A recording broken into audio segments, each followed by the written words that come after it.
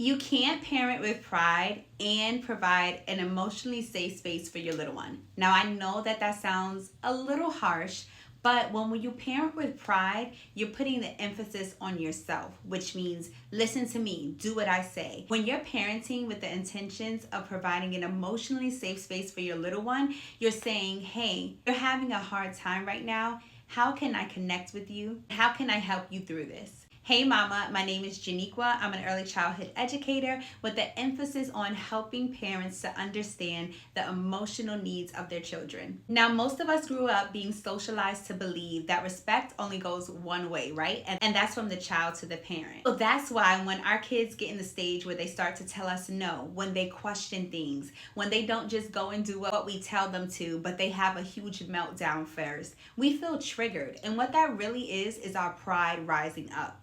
If you've been on my page for any amount of time, you know that I always preach connection over correction. It doesn't mean that we don't correct our little ones, but it means that we connect with them first. It means that we use the power to pause and say, am I about to respond to this with my pride?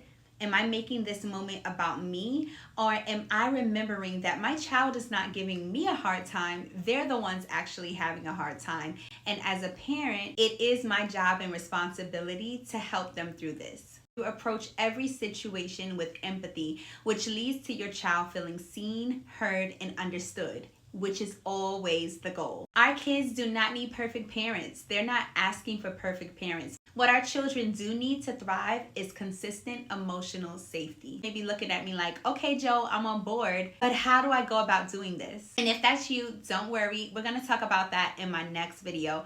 But today, I just want you to focus on remembering that creating an emotional safe space is all about giving your child the tools in their toolbox to regulate themselves and approaching their needs with the same empathy that you would want someone to approach yours with.